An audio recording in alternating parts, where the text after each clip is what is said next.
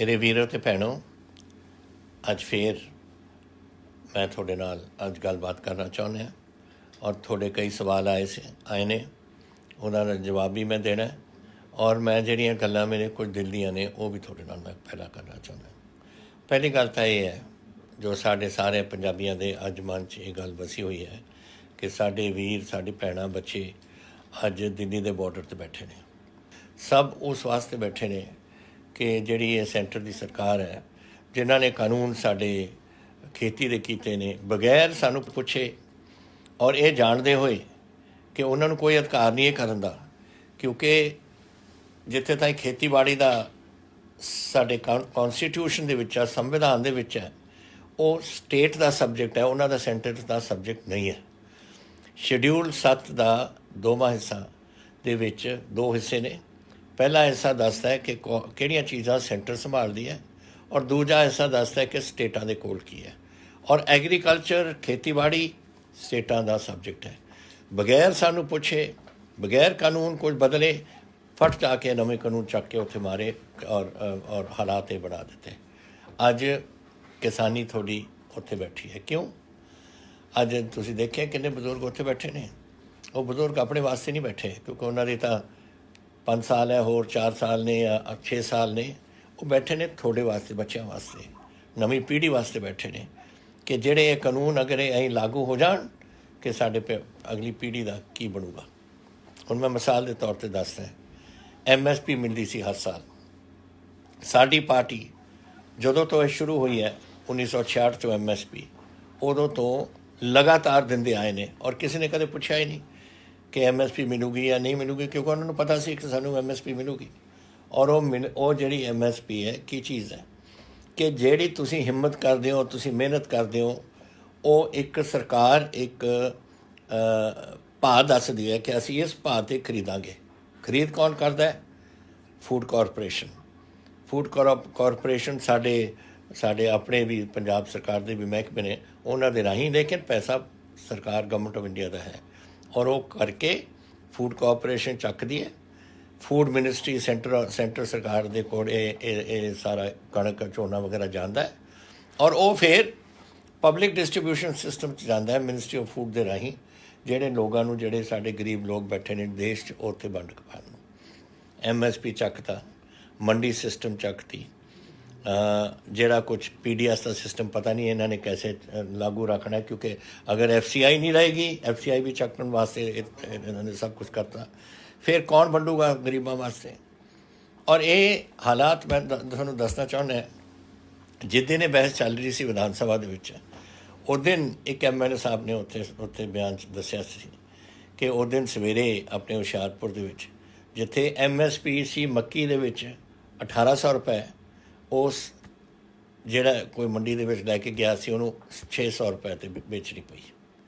ये होएगा साडे नाल अगर ये गल्लां होंदियां जिहड़ियां चाहुंदे ने ये साडे किसानी दे नाल करन। तां ही किसानी अज दिखनी है कि अज जिहड़े साडे 75% तां साडे किसान, किसी को 2 एकड़ है, किसी को 1 किला है, किसी को 1.5 किला है, वो कैसे अपना गुजारा करेंगे अगर तुसीं कोई भाव, उन्होंने पता भी नहीं कि सानूं मिलूगा की। अगर यही होण लग जाए उत्थे और अज जिहड़ा कणक दा या झोने दा तुहानूं इत्थे मिल रहा है, उहदा तुहानूं खुले मार्केट दे विच ये जिहड़े बड़े कोई आउणगे खरीदण नूं, वो तुहानूं देण, फिर थोड़े कोल तुहानूं मिलूगा की? तुहानूं जिन्नी थोड़ी आमदन आ जाए उस तो घट जानी है। तो ये चीज़ां इन्होंने बगैर सोचे और इत्थे जाके लागू कर दी और सारी किसानी अज हिंदुस्तान की उठी हुई है।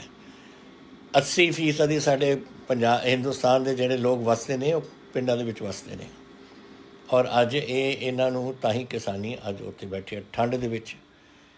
और जिस तरीके नाल बारिश आई सी, गिल्लियां रजाइयां दे विच गिले उत्थे तरपालां पाईयां ने, तरपाल पानी रोकदा नहीं और उत्थे बेचारे गरीब उत्थे अग सेकते हुए उत्थे बैठे ने सब तुहाडे सामने। और की होया? नतीजा ये निकलिया, आ लो मेरे को अज 76 लोगों की इत्थे खबर आई है कि साडे इस किसानी के अंदोलन दे विच पूरे हो गए हैं। बजुर्ग होने हैं ठंड दे विच इस तरीके नाल जाने। असीं अपने वल्लों हर बंदे नूं, जिहड़े मेरे कोल 76 पहुँचे ने इत्थे, मेरे कोल कागज़ शायद होर होण पर हाले तक मेरे दफ्तर दे विच 76 पहुँचे ने, ਅਸੀਂ 5-5 ਲੱਖ ਰੁਪਈਆ ਸਾਰੇ ਪਰਿਵਾਰਾਂ ਨੂੰ ਦੇ ਰਹੇ ਹਾਂ ਉਹਨਾਂ ਦੀ ਮਦਦ ਵਾਸਤੇ। ਔਰ ਮੈਂ ਅੱਜ ਐਲਾਨ ਕਰਦਾ ਕਿ ਹਰ ਜਿਹੜਾ ਕਿਸਾਨ ਉੱਥੇ ਸ਼ਹੀਦ ਹੁੰਦਾ ਇਸ ਅੰਦੋਲਨ ਦੇ ਵਿੱਚ, ਉਹਦੇ ਇੱਕ ਬੱਚੇ ਨੂੰ ਅਸੀਂ ਨੌਕਰੀ ਦੇਵਾਂਗੇ, ਸਰਕਾਰ ਦੇਊਗੀ ਆਪਣੀ ਨੌਕਰੀ। ਇਹ ਗੱਲਾਂ ਤਾਂ ਅਸੀਂ ਕਰ ਸਕਦੇ ਹਾਂ, ਲੇਕਿਨ ਮੈਨੂੰ ਹੈਰਾਨੀ ਇਸ ਗੱਲ ਦੀ ਹੈ ਕਿ ਸੈਂਟਰ ਵਾਲੇ ਕੋਈ ਸੋਚਦੇ ਨਹੀਂ। ਆ ਦੇਖੋ, ਅੱਜ ਮੈਨੂੰ ਇੱਕ ਸਵਾਲ ਆਇਆ, ਇਹ ਆਇਆ ਹਰਦੇਵ ਸਿੱਧੂ ਤਰਨ ਤਾਰਨ ਤੋਂ, ਕਿ ਇਹ ਪੁੱਛ ਰਹੇ ਨੇ ਕਿ ਇਹਨਾਂ ਦੇ ਵਿੱਚ ਇਹ ਸਰਕਾਰ ਕਦੇ ਸੋਚਦੀ ਨਹੀਂ ਕਿ ਕਰਦੀ ਕੀ ਹੈ, ਅਸੀਂ ਲੋਕ ਰਾਜ ਦੇ ਵਿੱਚ ਰਹਿ ਰਹੇ ਹਾਂ ਜਾਂ ਨਹੀਂ। ਮੈਨੂੰ ਤਾਂ ਇਹ ਤੁਸੀਂ ਉਹਨਾਂ ਨੂੰ ਕਰੋ, ਉਹਨਾਂ ਨੂੰ ਪੁੱਛੋ ਜਦ ਆਉਣਗੇ ਕੋਈ BJP ਵਾਲੇ ਕਿ ਬਈ ਤੁਸੀਂ ਇਹ ਲੋਕ ਰਾਜ ਹੈ ਜਾਂ ਕਿਆ ਹੈ, ਇੱਥੇ ਤੁਸੀਂ ਕੀ ਬਣਾ ਦਿੱਤਾ ਸਾਡੇ ਪੰਜਾਬ ਦਾ। ਮੈਂ ਤੁਹਾਡੇ ਨਾਲ ਹਰਦੇਵ ਜੀ ਬਿਲਕੁਲ ਸਹਿਮਤ ਹੈ ਕਿ ਜੋ ਇਹਨਾਂ ਨੇ ਇਹ ਕਰ ਰਹੇ ਨੇ ਇਹ ਬਿਲਕੁਲ ਕਾਨੂੰਨ ਇਨਸਾਨੀਅਤ ਦੇ ਉਲਟ ਨੇ, ਔਰ ਇਹ ਨਹੀਂ ਇਹ ਸਮਝਦੇ, ਕਿਉਂਕਿ ਉਹਨਾਂ ਦੇ ਵਿੱਚੋਂ ਤਾਂ ਬੜੇ ਘੱਟ ਲੋਕ ਨੇ ਜੋ ਕਿਸਾਨੀ ਕਰਦੇ ਨੇ। ਉਹ ਤਾਂ ਵੇਚਣ ਵਾਲੇ ਨੇ, ਖਰੀਦਣ ਵਾਲੇ ਨਹੀਂ, ਜਾਂ ਪੈਦਾ ਕਰਨ ਵਾਲੇ ਨਹੀਂ, ਉਹ ਤਾਂ ਖਰੀਦ ਕੇ ਵੇਚ ਦਿੰਦੇ ਨੇ ਅੱਗੇ। ਤੋ ਇਹ ਚੀਜ਼ਾਂ ਇਹ ਸਵਾਲ ਉਹਨਾਂ ਨੂੰ ਆਪਾਂ ਨੂੰ ਕਰਨਾ ਪਊ। ਦੂਸਰਾ ਮੈਨੂੰ ਇੱਕ ਸਵਾਲ ਆਇਆ, 64 ਸਾਡੇ ਪਟਿਆਲੇ ਦੇ ਕੋਲ ਹੈ, ਪੰਚਾਇਤ ਮੈਂਬਰ ਹੈ, ਕਿ ਇੱਥੇ ਜਿਹੜਾ ਦੁੱਧ ਵਿਕ ਰਿਹਾ ਉਹਦੇ ਵਿੱਚ ਬਹੁਤ ਮਿਲਾਵਟ ਹੋ ਰਹੀ ਹੈ। ਮੈਂ ਅੱਜ ਉਹਨਾਂ ਨੂੰ ਕਹਿ ਦਿੱਤਾ ਮਹਿਕਮੇ ਨੂੰ ਇੱਕਦਮ ਆਪਾਂ ਨੂੰ ਚਾਲੂ ਕਰਨੇ ਪਏਗਾ ਪ੍ਰੋਗਰਾਮ ਦੁਬਾਰਾ ਚੈਕਿੰਗ ਦਾ। ਔਰ ਜਿੱਥੇ ਮੈਨੂੰ ਪਤਾ ਲੱਗਿਆ ਕਿ ਕੋਈ ਇਹੋ ਜਿਹੀ ਗੱਲ ਕਰ ਰਿਹਾ ਔਰ ਬਨੌਟੀ ਦੁੱਧ ਵੇਚ ਰਿਹਾ ਲੋਕਾਂ ਨੂੰ, ਵਿੱਚ ਕੁਝ ਪਾ ਕੇ ਕਦੇ ਯੂਰੀਆ ਪਾ ਦਿੰਦੇ ਨੇ ਵਿੱਚ, ਕਦੇ ਕੁਝ ਹੋਰ ਪਾ ਦਿੰਦੇ ਨੇ, ਸਖਤ ਕਦਮ ਅਸੀਂ ਚੱਕਾਂਗੇ। ਇਹ ਮੈਂ ਤੁਹਾਨੂੰ ਗਾਰੰਟੀ ਕਰਦਾ। ਤੁਸੀਂ ਆਪਣਾ ਨਾਂ ਨਹੀਂ ਦਿੱਤਾ, ਤੁਸੀਂ ਸਿਰਫ ਕਿਹਾ ਪੰਚਾਇਤ ਦਾ ਮੈਂਬਰ ਪਿੰਡ 64 ਪਟਿਆਲਾ। ਤੋ ਜੋ ਵੀ ਹੈ ਤੁਸੀਂ ਸੁਣਦੇ ਹੋਵੋਗੇ, ਤੁਸੀਂ ਆਹ ਗੱਲ ਆਪਣੇ ਮਨ 'ਚ ਵਸਾ ਲੈਣਾ ਕਿ ਅਸੀਂ ਇਹ ਬਿਲਕੁਲ ਇਹ ਹੋਣ ਨਹੀਂ ਦੇਣੀ। ਇਹ ਪ੍ਰਵੀਨ ਸਿੰਘ ਜੀ ਪਠਾਨਕੋਟ ਤੋਂ ਕਹਿ ਰਹੇ ਨੇ ਕਿ ਸਾਡੇ ਪਿੰਡ ਵਿੱਚ, ਮੈਂ ਪਿੰਡ ਖਡਾਵਰ ਪਠਾਨਕੋਟ ਦੇ ਵਿੱਚੋਂ ਹੈ, ਡੇਲੀ ਕੋਈ ਬਨੌਟੀ ਸ਼ਰਾਬ ਵੇਚਣ ਵਾਲਾ 4 ਵਜੇ ਆਉਂਦੇ ਨੇ ਔਰ 10 ਵਜੇ ਰਾਤ ਨੂੰ ਜਾਂਦੇ ਨੇ, ਔਰ ਕੋਈ ਐਕਸ਼ਨ ਨਹੀਂ ਲਿੱਤਾ ਜਾ ਰਿਹਾ। ਮੈਂ ਹੁਣੀ ਸਪੈਸ਼ਲ ਟਾਸਕ ਫੋਰਸ ਜੋ ਬਣਾਈ ਹੈ ਇਸ ਵਾਸਤੇ ਉਹਨਾਂ ਨੂੰ ਕਹਿ ਰਿਹਾ, ਪੁਲਿਸ ਨੂੰ ਕਹਿ ਰਿਹਾ ਕਿ ਸਾਰੇ ਇੱਥੇ ਇਹਨਾਂ ਨੂੰ ਫੜਨ ਔਰ ਸਾਰੇ ਕਿਤੇ ਇੱਥੇ ਤਿਆਰੀ ਕਰਨ, ਜਿੱਥੇ ਲੋਕ ਜਾਣਦੇ ਨੇ, ਜਿਹੜੇ ਵੀ ਪਿੰਡਾਂ 'ਚ ਛਾਪੇ ਮਾਰ ਕੇ ਇਹਨਾਂ ਨੂੰ ਫੜਨ। ਔਰ ਅਸੀਂ ਸਖਤੀ ਕਰਾਂਗੇ ਬਹੁਤ, ਕਿਉਂਕਿ ਇਹ ਹੈ ਬਨੌਟੀ ਜਿਹਦੇ ਨਾਲ ਸਾਡੀ ਤਰਨਤਾਰਨ ਵਗੈਰਾ ਵਿੱਚ ਵੀ ਉੱਥੇ ਲੋਕਾਂ ਦੀ ਜਾਨਾਂ ਗਈਆਂ ਸੀ, ਔਰ ਮੈਂ ਹੁਣ ਨਹੀਂ ਦੇਣਾ ਪੰਜਾਬ 'ਚ। ਮੈਂ ਕਿਹਾ ਹੋਇਆ ਪਹਿਲਾਂ, ਔਰ ਅੱਜ ਤੋਂ ਅਸੀਂ ਸਖਤੀ ਕਰਕੇ ਇਸ ਨੂੰ ਰੋਕਾਂਗੇ। ਬਲਪ੍ਰੀਤ ਜੀ ਰਾਜਪੁਰੇ ਤੋਂ ਲਿਖਦੇ ਨੇ ਕਿ ਇੱਕ ਨਾਨਕ ਸਿੰਘ ਜੀ ਨੇ ਉੱਥੇ, ਇਹ ਬਹੁਤ ਗਰੀਬ ਨੇ, ਉਹਨਾਂ ਬਹੁਤ ਬਿਰਧ ਨੇ, ਉਹਨਾਂ ਦੇ ਕੋਈ ਬੱਚਾ ਨਹੀਂ, ਕੋਈ ਘਰ 'ਚ ਨਹੀਂ ਕੋਈ, ਕਦੇ ਆਪਣੇ ਭੈਣ ਕੋਲ ਰਹਿ ਜਾਂਦੇ ਨੇ, ਕਦੇ ਕੁਛ ਵੇਚ ਲੈਂਦੇ ਨੇ ਥੋੜ੍ਹਾ ਬਹੁਤਾ ਅਗਰ ਉਹਨਾਂ 'ਚ ਕੁਝ ਕਿਸੇ ਦਿਨ ਹਿੰਮਤ ਹੈ ਘੁੰਮਣ ਦੀ, ਔਰ ਬੜੇ ਹੈਂਡੀਕੈਪ ਨੇ ਔਰ ਬੜੀ ਮੁਸ਼ਕਿਲ ਤਰੀਕੇ ਨਾਲ ਖੜ੍ਹਦੇ ਵੀ ਨੇ, ਔਰ ਉਹ ਚਾਹੁੰਦੇ ਨੇ ਕਿ ਇਹਨਾਂ ਦੀ ਕੋਈ ਮਦਦ ਕੀਤੀ ਜਾਵੇ। ਮੈਂ ਇਹਨਾਂ ਦੀ ਹੁਣੀ ਸਾਡੇ ਦਫ਼ਤਰ ਵੱਲੋਂ ਅਸੀਂ ਉਹਨਾਂ ਦੀ ਫਾਈਨੈਂਸ਼ੀਅਲ ਅਸਿਸਟੈਂਸ ਕੁਝ ਭੇਜਾਂਗੇ ਤਾਂ ਕਿ ਉਹਨਾਂ ਦੀ ਅਸੀਂ ਮਦਦ ਕਰ ਸਕੀਏ, ਔਰ ਨਾਲੇ ਇਹਨਾਂ ਨੂੰ ਪੈਨਸ਼ਨ ਕਰਾਵਾਂਗੇ ਅਸੀਂ। ਸੋ ਇਹ ਦੋਨੋਂ ਚੀਜ਼ਾਂ ਅਸੀਂ ਕਰਾਵਾਂਗੇ ਉਹਨਾਂ ਵਾਸਤੇ। ਤੁਸੀਂ ਅੱਜ ਕਿਹਾ ਭੀਮਾ ਸਿੰਘ ਜੀ ਲੁਧਿਆਣੇ ਹੋ ਕੇ ਤੁਹਾਨੂੰ ਬੜੀ ਖੁਸ਼ੀ ਹੈ ਇਹ ਬਸੇਰਾ ਸਕੀਮ ਦੀ। ਮੈਂ ਆਸ ਕਰਦਾ ਕਿ ਬਹੁਤ ਜਲਦੀ ਹੀ ਇਸ ਨੂੰ ਲਾਗੂ ਕੀਤਾ ਜਾਊਗਾ, ਔਰ ਅਗਰ ਕੋਈ ਢਿੱਲ ਹੋਈ ਸਾਡੇ ਵੱਲੋਂ, ਸਰਕਾਰ ਵੱਲੋਂ, ਤੁਸੀਂ ਮੈਨੂੰ ਜ਼ਰੂਰ ਇਹ ਦੁਬਾਰਾ ਲਿਖ ਕੇ ਦੱਸਣਾ। ਅਸੀਂ ਇਹਨੂੰ ਬਿਲਕੁਲ ਸਿਰੇ ਚੜ੍ਹਾ ਕੇ ਰੱਖਾਂਗੇ, ਔਰ ਉਹ ਬੜੀ ਜਲਦੀ। ਮੈਂ ਤਾਂ ਬਹੁਤ ਦੇਰ ਦੀ ਚਾਹੁੰਦਾ ਸੀ ਸਕੀਮ ਅਸੀਂ ਕਰੀਏ ਕਿ ਜਿਹੜੇ ਗਰੀਬ ਸਾਡੇ ਇੱਥੇ ਸਲਮ ਨੇ ਆਪਣੇ ਸ਼ਹਿਰਾਂ ਦੇ ਵਿੱਚ ਜਾਂ ਹੋਰ ਜਿੱਥੇ ਉਹਨਾਂ ਦੀ ਜਿੱਥੇ ਵਸਦੇ ਨੇ ਲੋਕ, ਉਹ ਜ਼ਮੀਨ ਉਹਨਾਂ ਦੀ ਨਾਮ ਕੀਤੀ ਜਾਵੇ, ਔਰ ਅਸੀਂ ਇਹ ਪ੍ਰੋਜੈਕਟ ਹੁਣ ਕਰ ਦਿੱਤਾ ਹੈ। ਔਰ ਇਹ ਤੁਹਾਡੀ ਜਿੱਥੇ ਤੁਹਾਡੇ ਆਪਣੇ ਗਰੀਬ ਵਸ ਰਹੇ ਨੇ ਸਲਮਸ ਦੇ ਵਿੱਚ, ਉਹ ਜ਼ਮੀਨ ਉਹਨਾਂ ਨੂੰ ਹੁਣ ਮਿਲ ਜਾਣੀ ਹੈ।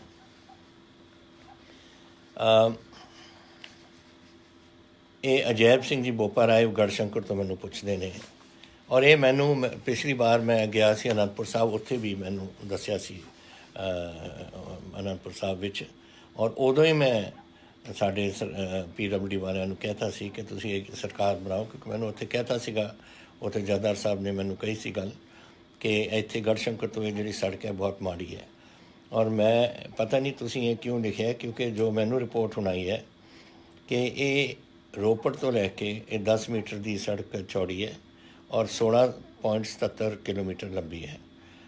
ਇਹਦੇ ਵਿੱਚੋਂ 15.67 ਤੁਹਾਡੇ ਕਿਲੋਮੀਟਰ ਕੰਪਲੀਟ ਹੋ ਗਏ, 1 ਕਿਲੋਮੀਟਰ ਬਚਦਾ ਹੈ ਔਰ ਉਹ ਹੋਲੇ ਮਹੱਲੇ ਤੋਂ ਪਹਿਲਾਂ ਇਹਦੀ ਮੁਰੰਮਤ ਕੰਪਲੀਟ ਹੋ ਜਾਣੀ ਹੈ। ਦੂਸਰਾ ਜੋ ਹੁਸ਼ਿਆਰਪੁਰ ਦੇ ਵਿੱਚ ਸੜਕ ਇਹਦੀ ਇਹੀ ਸੜਕ ਆਉਂਦੀ ਹੈ ਉਹਨਾਂ ਦੇ ਜ਼ਿਲ੍ਹੇ 'ਚ, ਉਹ 22.4 ਕਿਲੋਮੀਟਰ ਲੈਂਥ ਗੜਸ਼ੰਕਰ ਤੋਂ ਅਨੰਦਪੁਰ ਸਾਹਿਬ ਤੱਕ ਹੈ, ਇਹ ਹੁਸ਼ਿਆਰਪੁਰ ਦੇ ਵਿੱਚ। ਔਰ ਇਹ ਹੈ 7.5 ਮੀਟਰ ਵਾਈਡ, ਜਿੰਨਾ ਮੀਟਰ ਚੌੜੀ ਹੈ। ਉਹਦੀ ਕੰਡੀਸ਼ਨ ਅੱਛੀ ਹੈ। ਇੱਕ ਸਿਰਫ 3 ਕਿਲੋਮੀਟਰ ਨੇ ਖਾਨਪੁਰ ਖੂਹੀ ਦੇ ਕੋਲ ਜਿਹਦੀ ਮੁਰੰਮਤ ਦੀ ਲੋੜ ਹੈ ਔਰ ਉਹ ਅਸੀਂ ਹੋਲੇ ਮੁਹੱਲੇ ਤੋਂ ਇਹ ਵੀ ਪੂਰੀ ਕੀਤੀ ਜਾਵੇਗੀ।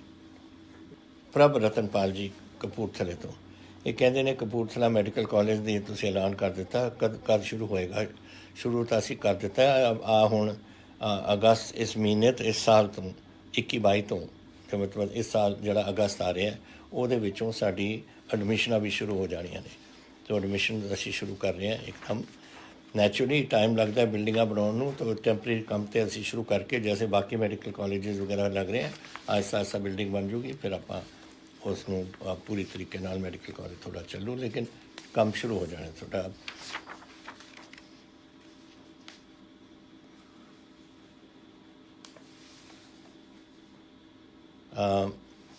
ਇਹ ਪੁੱਛ ਰਹੇ ਨੇ ਮਨਦੀਪ ਸਿੰਘ ਜੀ ਫਤਿਹਗੜ੍ਹ ਸਾਹਿਬ ਤੋਂ।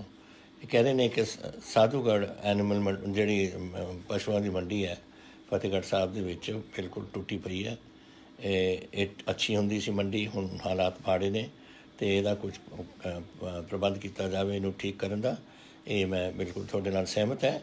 ਐਂਡ ਮਾਰਚ 21 ਇਸ ਮਾਰਚ 2021 ਜਿਹੜਾ ਹੈ ਉਹਦੇ ਵਿੱਚ ਤੋਂ ਪਹਿਲਾਂ ਅਸੀਂ ਕਰ ਦਾਂਗੇ ਇਹਨੂੰ ਮੇਰਾ ਮਤਲਬ ਕੁਝ ਅਗਲੇ ਮਹੀਨਿਆਂ 'ਚ। ਹਰੀ ਸਰਨ ਜੀ ਅੰਮ੍ਰਿਤਸਰ ਤੋਂ ਪੁੱਛਦੇ ਨੇ ਕਿ ਅੰਮ੍ਰਿਤਸਰ ਦੇ ਜੋੜਾ ਦਾ ਜਿਹੜਾ ਫਾਟਕ ਹੈ ਬਹੁਤ ਟ੍ਰੈਫਿਕ ਜੈਮ ਹੁੰਦੇ ਨੇ ਇਹਦੇ ਏਰੀਆ 'ਚ, ਕੀ ਕੀਤਾ ਜਾਊਗਾ? ਅਸੀਂ ਇਸ ਨੂੰ ਓਵਰ ਬ੍ਰਿਜ ਬਣਾਉਣ ਦੀ ਇਹਦੀ ਜ਼ਰੂਰਤ ਸੀ। ਹੁਣ ਇਹ ਇੰਟਾਇਰ ਜਿਹੜਾ ਇਹਦਾ ਆਪਾਂ ਨੂੰ ਪੈਸਾ ਇਹਦੇ ਵਾਸਤੇ ਚਾਹੀਦਾ ਉਹ ਸੀ 25 ਕਰੋੜ। ਐਂਡ ਇਹ ਇੰਪਰੂਵਮੈਂਟ ਟਰਸਟ ਨੇ ਰੇਲਵੇ ਮਹਿਕਮੇ ਦੇ ਵਿੱਚ ਜਮ੍ਹਾਂ ਕਰਾ ਦਿੱਤਾ। ਐਂਡ ਰੇਲਵੇ ਵਾਲੇ ਨੇ ਟੈਂਡਰ ਵੀ ਇਹਦੇ ਮਿਲਾ ਲਿੱਤੇ ਨੇ ਅਤੇ ਮੈਂ ਸਮਝਦਾ ਕਿ ਜਲਦੀ ਉਹ ਕੰਮ ਇਹਦੇ 'ਤੇ ਸ਼ੁਰੂ ਹੋ ਜੂ।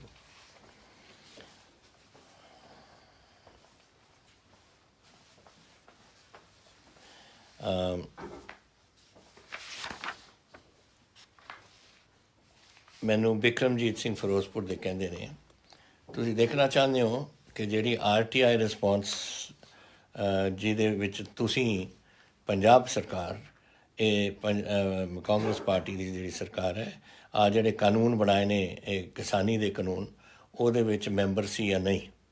ਦੇਖੋ ਮੇਰੀ ਗੱਲ ਸੁਣੋ ਤੁਸੀਂ, ਜਦ ਮੈਂ ਕੋਈ ਗੱਲ ਕਹਿੰਦਾ ਮੈਂ ਕੋਈ ਗਲਤ ਗੱਲ ਨਹੀਂ ਕਹਿੰਦਾ ਔਰ ਮੈਂ ਤੁਹਾਨੂੰ ਦੱਸਣਾ ਚਾਹੁੰਦਾ ਕੀ ਹੋਇਆ ਸੀ। ਪ੍ਰਾਈਮ ਮਿਨਿਸਟਰ ਨੇ ਇੱਕ ਚੀਫ ਮਿਨਿਸਟਰ ਦੀ ਕਮੇਟੀ ਬਣਾਈ, ਉਹਨਾਂ ਦਾ ਇੱਕ ਚੀਫ ਮਿਨਿਸਟਰ ਬਣਾ ਦਿੱਤਾ ਚੇਅਰਮੈਨ, ਔਰ ਸਾਰੇ ਸਟੇਟਾਂ ਨੂੰ ਜਿਹੜੇ ਬਣਾਉਣਾ ਚਾਹੁੰਦੇ ਬੁਲਾਏ, ਪੰਜਾਬ ਨੂੰ ਨਹੀਂ ਉਹਨਾਂ ਨੇ ਪਾਇਆ ਵਿੱਚ। ਉੱਥੇ ਉਹਨਾਂ ਦੀ ਪਹਿਲੀ ਮੀਟਿੰਗ ਹੋਈ ਔਰ ਪਹਿਲੀ ਮੀਟਿੰਗ ਦੇ ਵਿੱਚ ਉੱਥੇ ਪੰਜਾਬ ਨਹੀਂ ਸੀ ਜਦੋਂ ਉਹਨਾਂ ਨੇ ਪੋਲੀਟੀਕਲ ਫੈਸਲਾ ਕਰ ਲਿਆ। ਫਿਰ ਮੈਂ ਉਹਨਾਂ ਨੂੰ ਚਿੱਠੀ ਲਿਖੀ ਕਿ ਅਸੀਂ 40% ਅੰਨ ਦਾ ਭੰਡਾਰ ਭਰਦੇ ਹਾਂ ਪੰਜਾਬ ਵਾਲੇ ਔਰ ਤੁਸੀਂ ਸਾਨੂੰ ਇਹਦਾ ਮੈਂਬਰ ਕਿਉਂ ਨਹੀਂ ਬਣਾਇਆ? ਫਿਰ ਉਹਨਾਂ ਨੇ ਚਿੱਠੀ ਸਾਨੂੰ ਭੇਜ ਕੇ ਇੱਕ ਮੈਂਬਰ ਸਾਡਾ ਬਣਵਾਇਆ, ਪੰਜਾਬ ਗਵਰਨਮੈਂਟ ਦਾ ਬਣਾਇਆ। ਔਰ ਇੱਕ ਮੀਟਿੰਗ ਹੋਰ ਹੋਈ, ਉਹਦੇ ਅਸੀਂ ਸਾਡੇ minister finance minister Manpreet Badal ji ਨੂੰ ਭੇਜਿਆ, ਕਿਉਂਕਿ ਉੱਥੇ ਕੋਈ ਫਾਈਨੈਂਸ਼ੀਅਲ ਇਸ਼ੂ ਸੀ, ਉਹਦੇ ਵਿੱਚ ਕੋਈ ਪੋਲਿਸੀ ਇਸ਼ੂ ਨਹੀਂ ਸੀ, ਸਿਰਫ ਫਾਈਨੈਂਸ਼ੀਅਲ ਇਸ਼ੂ ਸੀ। ਔਰ ਉਹਨਾਂ ਨੇ ਜੋ ਉੱਥੇ ਜਵਾਬ ਦੇਣੇ ਸੀ ਉਹਨਾਂ ਨੇ ਦੇ ਦਿੱਤੇ। ਆਹ ਸੀ ਅਸਲੀਅਤ। ਹੁਣ ਇਹ ਕਿਸੇ ਨੇ RTI ਦਾ ਇਹ ਵਿੱਚ ਪਾਇਆ ਸੀ ਔਰ RTI ਦਾ ਜਵਾਬ ਆ ਗਿਆ ਜਿਹੜਾ ਮੈਂ ਅਖਬਾਰ 'ਚ ਕੱਲ੍ਹ ਦੇ ਦਿੱਤਾ। ਮੈਂ ਟੈਲੀਵਿਜ਼ਨ 'ਤੇ ਵੀ ਬੋਲਿਆ, ਸਭ ਕੁਝ ਦੇ ਕੇ ਬਿਲਕੁਲ ਝੂਠ ਬੋਲਦੇ ਨੇ ਇਹ ਜਿਹੜੇ ਵਿਰੋਧੀ ਸਾਡੇ ਪਾਰਟੀਆਂ ਨੇ, ਚਾਹੇ ਅਕਾਲੀ ਦਲ ਹੈ ਚਾਹੇ ਇਹ ਆਮ ਆਦਮੀ ਪਾਰਟੀ ਹੈ, ਬਿਲਕੁਲ ਝੂਠੇ ਨੇ।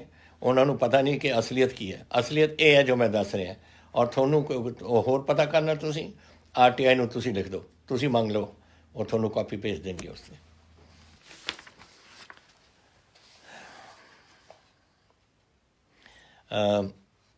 ਮੋਹਿਤ ਭਗਤ ਜੀ ਪੁੱਛਦੇ ਨੇ ਕਿ JEE ਔਰ LDC PSPCL ਦੇ ਵਿੱਚ ਕੁਛ ਉਦੋਂ ਕਦੋਂ ਰੱਖੇ ਜਾਣਗੇ। ਇਹ ਇੱਕ ਤੁਸੀਂ ਕਹਿ ਰਹੇ ਹੋ ਕਿ ਮੈਂ ਤੁਹਾਡਾ ਇਮਤਿਹਾਨ ਤੁਸੀਂ 1 ਸਾਲ ਹੋ ਗਿਆ ਪਾਸ ਕੀਤੇ ਨੂੰ, ਡਾਕੂਮੈਂਟ ਦੀ ਵੈਰੀਫਿਕੇਸ਼ਨ ਵੀ ਹੋ ਗਈ ਹੈ ਅਤੇ ਮੈਂ ਤੁਹਾਨੂੰ ਦੱਸਣਾ ਚਾਹੁੰਦਾ ਮੋਹਿਤ ਜੀ ਕਿ ਤੁਹਾਡੇ ਅਪੋਇੰਟਮੈਂਟ ਆਰਡਰਸ ਇਸ ਮਹੀਨੇ ਦੇ ਵਿੱਚ ਹੀ ਇਸ਼ੂ ਹੋ ਜਾਣਗੇ। ਇਹ ਤਰਨਦੀਪ ਜੀ ਨੇ, Tarandeep Bilaspur news editor, New Zealand ਤੋਂ ਆਏ ਨੇ। ਪੰਜਾਬੀ ਨਿਊਜ਼ ਵੀਕਲੀ ਹੈ ਕੋਈ, ਪੰਜਾਬੀ ਨਿਊਜ਼ ਪੇਪਰ ਨਿਊਜ਼ੀਲੈਂਡ, ਬੜਾ ਨੰਬਰ ਟੈਲੀਫੋਨ ਨੰਬਰ ਵੀ ਉਠਾ ਦਿੱਤਾ ਹੋਇਆ ਕਿ ਤੁਸੀਂ ਕਿਹਾ ਕਿ ਮੈਂ ਤਰਨਦੀਪ ਹੈ, ਨਿਊਜ਼ੀਲੈਂਡ ਤੋਂ ਆਇਆ ਹੋਇਆ ਕਿ ਮੈਂ ਕੀ ਸੋਚਦਾ ਕਿ ਜਿਹੜੇ 40 ਬੰਦਿਆਂ ਨੂੰ ਸਮਨਸ ਕੀਤੇ ਨੇ ਨੈਸ਼ਨਲ ਇਨਵੈਸਟੀਗੇਸ਼ਨ ਏਜੰਸੀ NIA ਨੇ, ਇਹ ਕਿਸਾਨੀ ਦੇ ਜਿਹੜਾ ਅੰਦੋਲਨ ਚੱਲ ਰਿਹਾ ਇਹ ਠੀਕ ਹੈ ਜਾਂ ਨਹੀਂ, ਐਂਡ ਉਹਦੇ ਵਿੱਚ ਕੋਈ ਜਰਨਲਿਸਟ ਵੀ ਨੇ। What role can Punjab government play? ਦੇਖੋ ਕਿਸਾਨੀ ਨਾਲ, ਦੇਖੋ ਸਾਡੇ ਪੰਜਾਬੀ ਹੈ ਨਾ ਜਿਹੜੇ, ਤੁਸੀਂ ਪਿਆਰ ਨਾਲ ਤਾਂ ਜਿਹਨੂੰ ਮਰਜ਼ੀ ਮਿਲਾ ਦਿਓ, ਅਗਰ ਤੁਸੀਂ ਸਮਝਦੇ ਹੋ ਕਿ ਤੁਸੀਂ ਡਾਂਗ ਚੱਕੋਗੇ ਫਿਰ ਦੂਜੇ ਵੀ ਡਾਂਗ ਚੱਕ ਲੈਂਦੇ ਨੇ। ਇਹ ਪੰਜਾਬੀਆਂ ਦੀ ਸਾਡੀ ਇੱਕ, ਮੈਂ ਵੀ ਪੰਜਾਬੀ ਹਾਂ, ਮੈਨੂੰ ਪਤਾ ਹੈ ਕਿ ਮੇਰੇ ਦਿਲ 'ਚ ਕੀ ਗੱਲਾਂ ਚੱਲਦੀਆਂ ਨੇ, ਐਂਡ ਆਈ ਵਿਲ ਨਾਟ, ਇਹ ਮੈਂ ਐਕਸੈਪਟ ਨਹੀਂ ਕਰਦਾ। ਇਹ ਜਿਹੜਾ ਇਹ ਤੁਸੀਂ ਸਮਝੋ ਕਿ ਇਹਨਾਂ 'ਤੇ ਪ੍ਰੈਸ਼ਰ ਪਾ ਰਹੇ ਹੋ ਤੁਸੀਂ ਇਹਨਾਂ 'ਤੇ, ਮੈਂ ਬਿਲਕੁਲ ਇਹਦੇ ਉਲਟਾ ਹੈ। ਔਰ ਮੈਂ ਕਹਿ ਚੁੱਕਿਆ ਕਿ NIA ਦੀ ਇਨਵੈਸਟੀਗੇਸ਼ਨ ਬਿਲਕੁਲ ਐਕਸੈਪਟ ਅਸੀਂ ਨਹੀਂ ਕਰਦੇ। ਵਿੱਚ ਹੀ ਖਾਲਸਾ ਏਡ ਵਾਲੇ ਸਾਰੀ ਦੁਨੀਆ ਜਾ ਕੇ ਲੋਕਾਂ ਨੂੰ ਫੁਲਕਾ ਛਕਾਉਂਦੇ ਨੇ ਜਦ ਭੁੱਖੇ ਮਰ ਰਹੇ ਨੇ ਲੋਕ, ਔਰ ਤੁਸੀਂ ਉਹਨਾਂ ਨੂੰ ਵੀ ਬੁਲਾ ਰਹੇ ਹੋ। ਹੋਰ ਪਤਾ ਨਹੀਂ ਤੁਸੀਂ ਕੋਈ ਜਰਨਲਿਸਟਾਂ ਦੀ ਗੱਲ ਕਰ ਰਹੇ ਹੋ, ਪਤਾ ਨਹੀਂ ਕਿਹੜੇ ਹੋਰ ਬੁਲਾਏ ਨੇ, ਮੈਨੂੰ ਨਹੀਂ ਪਤਾ ਉਹ ਲਿਸਟ ਕਿਹੜੀ ਹੈ 40 ਦੀ। ਲੇਕਿਨ ਅਸੀਂ ਪੰਜਾਬ ਗਵਰਨਮੈਂਟ ਨਹੀਂ ਕੁਝ ਕਰ ਸਕਦੀ ਇਹਦੇ 'ਚ। ਇਹ ਸੈਂਟਰ ਵਾਲੇ ਨੇ ਜਿਹੜੇ ਕਰ ਰਹੇ ਨੇ, ਆ ਜਿਹੜੇ ਉਹਨਾਂ ਨੂੰ ਪੁੱਛੋ, BJP ਵਾਲਿਆਂ ਨੂੰ, ਹੋਮ ਮਿਨਿਸਟਰ ਕੋਲ ਜਾਓ, ਹੋਰਾਂ ਕੋਲ ਜਾਓ, ਉਹਨਾਂ ਨੂੰ ਕਹੋ ਕਿ ਜੀ ਸਾਡੇ ਬੰਦਿਆਂ ਨੂੰ ਕਿਉਂ ਤੰਗ ਕਰ ਰਹੇ ਹੋ ਤੁਸੀਂ। ਮੈਂ ਤਾਂ ਆਪਣੇ ਤੌਰ 'ਤੇ ਪਬਲਿਕ ਸਟੇਟਮੈਂਟ ਵੀ ਦੇ ਚੁੱਕਿਆ, ਮੈਂ ਅਖਬਾਰ 'ਚ ਸਟੇਟਮੈਂਟਾਂ ਵੀ ਦਿੱਤੀਆਂ ਨੇ, ਔਰ ਮੈਂ ਇਹ ਕਨਵੇ ਵੀ ਕਰ ਸਕਦਾ ਇੱਕ ਚਿੱਠੀ ਦੇ ਰਾਹੀਂ ਹੋਮ ਮਿਨਿਸਟਰ ਸਾਹਿਬ ਨੂੰ ਕਿ ਇਹ ਗਲਤ ਗੱਲਾਂ ਨਹੀਂ, ਇਹ ਬਿਲਕੁਲ ਠੀਕ ਨਹੀਂ ਹੈ।